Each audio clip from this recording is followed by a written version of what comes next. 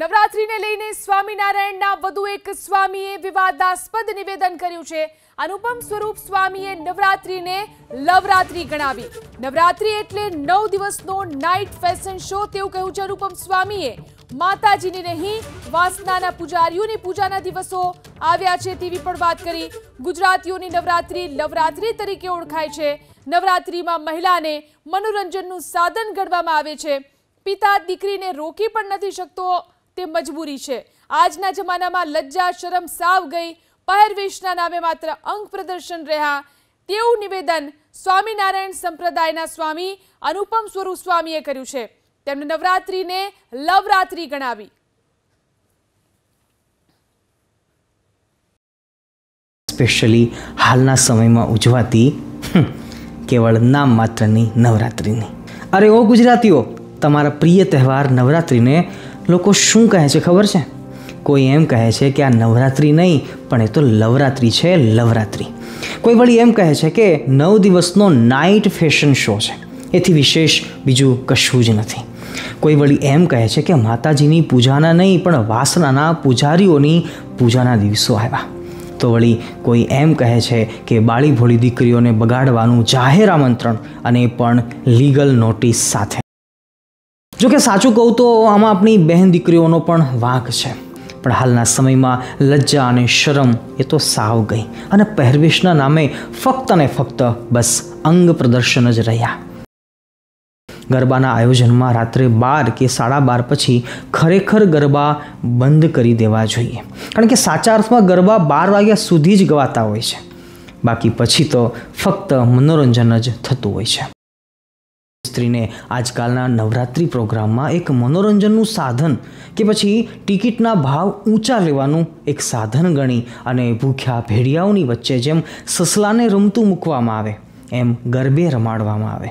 અને એના કરતાં પણ વધારે કરુણતા એ વાતની છે કે હરણને ખબર છે કે આ જંગલમાં અનેક ભૂખ્યા વરુઓ અને દીપડાઓ રખડે છે, પણ છતાંય એ હરણ એમ વિચારે છે કે હું શાકાહારી છું એટલે દીપડાઓ કે વરુઓ મને કંઈ જ નહીં કરે, અને એ હરણ એકલું જ ફરવા નીકળી પડે છે।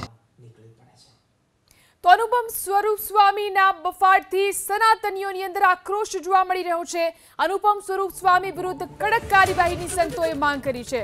પરંપરા ઉપર ટિપ્પણી કરનાર સામે કાર્યવાહીની સનાતનીઓએ માંગ કરી। નારી સમાજનું અપમાન કરનાર સામે કાર્યવાહીની માંગ કરવામાં આવી છે।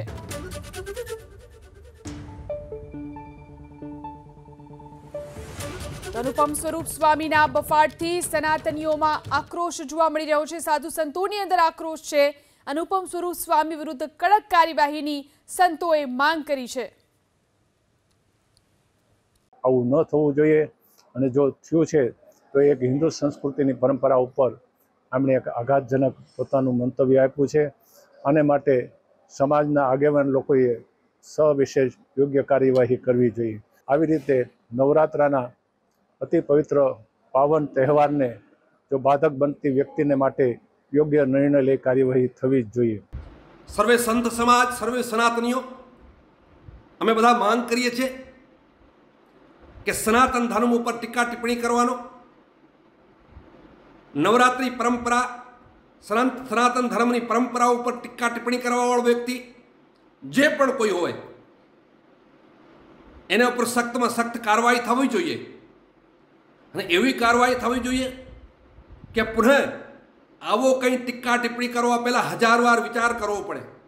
તમારા તહેવાર, ધર્મ, સંસ્કૃતિ, પરંપરાઓ, આના ઉપર વિધર્મીઓ કોઈ વસ્તુ બોલે એ સમજી શકાય, કોઈ તમારાથી નાસ્તિક માણસો એને બોલે તો સમજી શકાય, પણ જેને આસ્તિક કહો છો, તમે સનાતન ધર્મનો તમારી જાતને એક ભાગ કહો છો, તમારા સંપ્રદાયને સનાતન ધર્મનો જે એક અંગ ગણાવો છો, અને પછી જો તમે નવરાત્રિ માટે આવા શબ્દનો પ્રયોગ કરો છો તો એ અયોગ્ય છે, એને કોઈ રીતે સમર્થન ન કરી શકાય, એને વખોડવું પડે। પણ જો નવરાત્રિને લવરાત્રિ કહેવામાં આવતી હોય અને બાકીના સવાલો ઉઠાવવામાં આવતા હોય તો એ અયોગ્ય છે, અને એનું કોઈ રીતે સમર્થન ના કરી શકાય।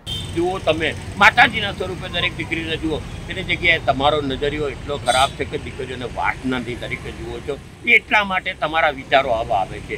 આને અમે વખોડીએ છીએ ને સનાતન ધર્મના દરેક સંત આ બાબતે ઉગ્રતાની રાહે બહાર આવે। તો અનુપમ સ્વરૂપ સ્વામીના નિવેદનથી બ્રહ્મ સમાજની અંદર પણ આક્રોશ છે. અનુપમ સ્વરૂપ સ્વામીના નિવેદનને બ્રહ્મ સમાજના કન્વીનરે પણ વખોડ્યું. સ્વામિનારાયણના સંતો મર્યાદામાં રહે કહ્યું છે ડોક્ટર યજ્ઞેશ દવે. અનુપમ સ્વામીનું નિવેદન યોગ્ય નથી તેવી પણ વાત યજ્ઞેશ દવેએ કરી છે.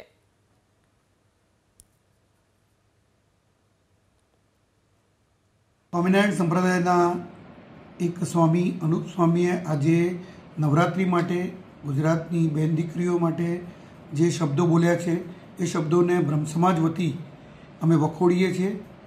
બીજું કે સ્વામિનારાયણ સંપ્રદાયની અમે આદર કરીએ છીએ, કોઈ પણ સંપ્રદાય હોય એનો આદર કરીએ છીએ, સન્માન કરીએ છીએ, સંતોનું પણ સન્માન કરીએ છીએ. પરંતુ જ્યારે કોઈ સંત આવી રીતે બેન દીકરીઓ માટે બફાટ કરતા હોય કે નવરાત્રિ માટે બફાટ કરતા હોય તો યોગ્ય નથી. આવા સંતોએ પોતાની મર્યાદામાં રહેવું જોઈએ અને બ્રહ્મ સમાજ પણ એમને ચેતવણી આપે છે કે મહેરબાની કરીને તમે કોઈ બેન દીકરીઓના મોઢા તો જોતા નથી, તો બેન દીકરીઓ માટે આવો બફાટ કરવાનો તમને કોઈ અધિકાર નથી.